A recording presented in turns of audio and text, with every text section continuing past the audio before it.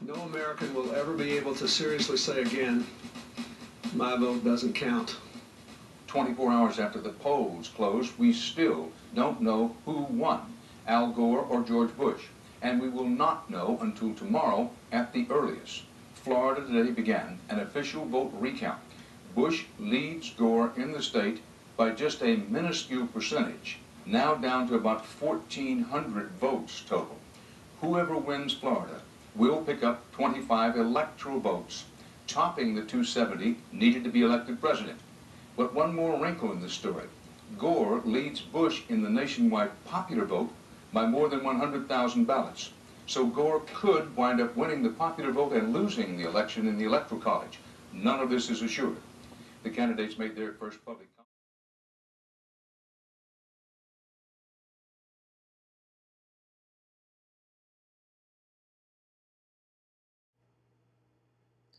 Many of us know that every 4 years on the Tuesday after the first Monday of November, the polls open up for the election of the President of the United States of America.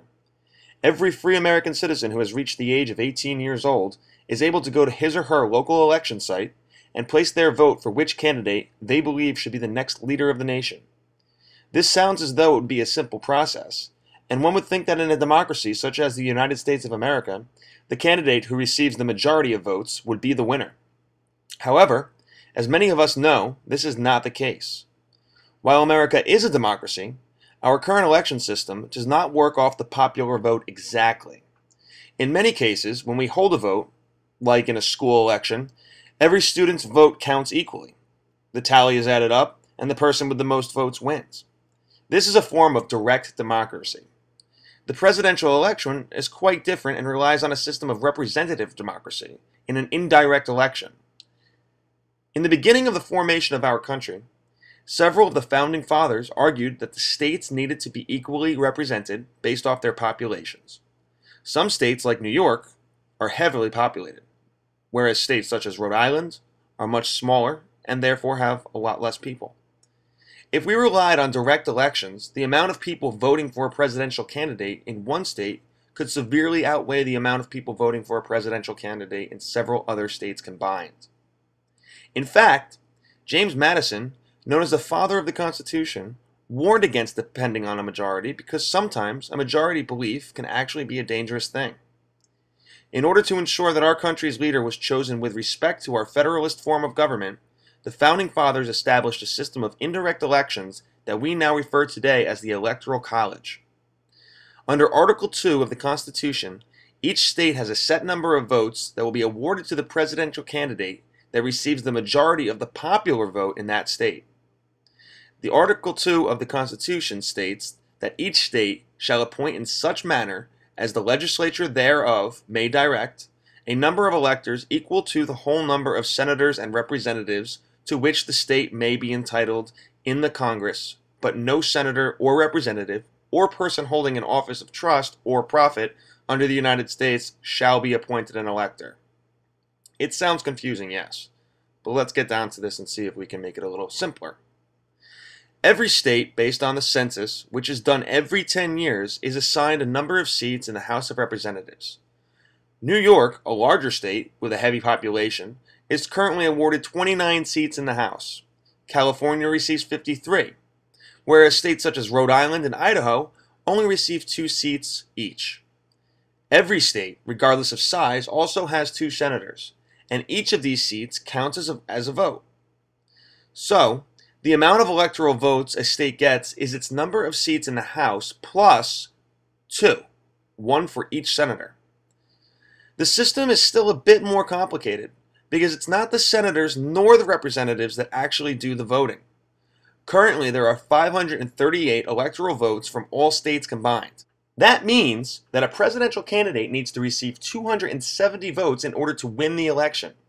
Electoral voters are chosen by their parties in each state. By order of the Constitution, the voters cannot be holders of public office. Most often, they will be members of a political party who are highly respected and rewarded for their dedication and loyalty to their party. When a person goes to the election box and places their vote for president, they are really voting for the group of electors pledged to that presidential candidate.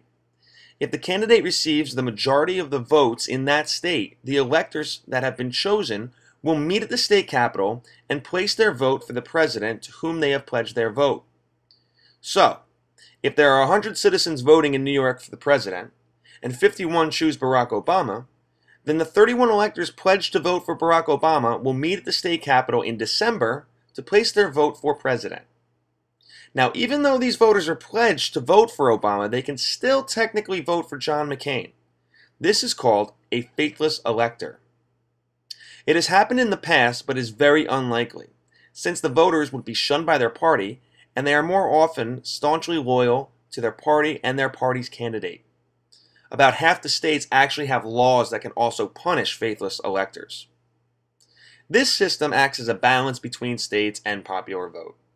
In some cases, such as the 2000 election between George W. Bush and Al Gore, the winner of the popular vote in the country will not actually win the majority of the vote in the Electoral College. Proponents of the current system would argue that this is the system working the way it was meant to work. Others would argue that the majority should rule. Now let's try to understand how this could happen in a smaller election. Imagine we're having an election for a senior class president. Out of 50 students in the senior class, 44 actually show up on election day. This year, we are going to use a representative, indirect election system where we vote in our classrooms and each class will be assigned a number of representative electors based on each class's size. Let's say that we have 5 different classes. Class 1 has 13 students and will be awarded 5 electoral votes. Class 2 has 10 students and will be awarded 4 electoral votes. Class 3, 9 students, and they get 3 electoral votes. Class 4, 7 students, and they get 2 electoral votes. And finally, Class 5. They have 5 students, and they only get 1 electoral vote. Since the total number of electoral votes is 15, the winner must receive 8 of those votes. In Class 1, 9 students vote for Jimmy, and 4 vote for Jane. Jimmy will get 5 electoral votes because he won the majority of the popular vote. In Class 2, 1 student votes for Jimmy, and 9 vote for Jane. Now Jane will get 4 electoral votes because she won the majority in this class. In Class 3, 5 students vote for Jimmy, and 4 vote for Jane. Jimmy gets 3 more electoral votes, winning the majority of the popular vote in Class 3. In Class 4, only 1 student votes for Jimmy, and 6 voted for Jane. Jane gets 2 electoral votes, winning the majority of the popular vote in Class 4. And in Class 5, 2 students vote for Jimmy, and 3 vote for Jane.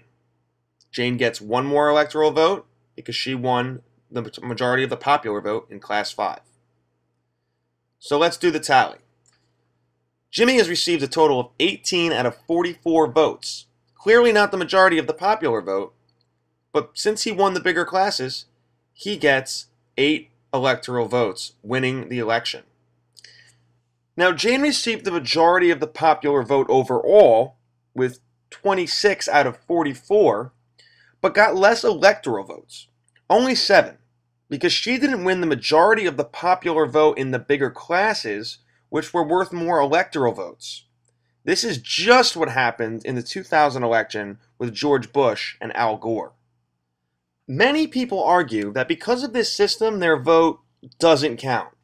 But in Jane's case, if the 6 students who hadn't shown up to vote on election day were actually there and had been in Class 1, and each of those 6 students had voted for Jane, she would have won Class 1's electoral votes, giving her a total of 12 electoral votes, letting her win the election.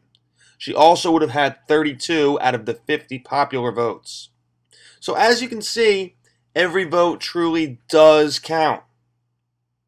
Well, there you have it. This is how the Electoral College works. So come election day, get out there and exercise your most important right as an American citizen and vote.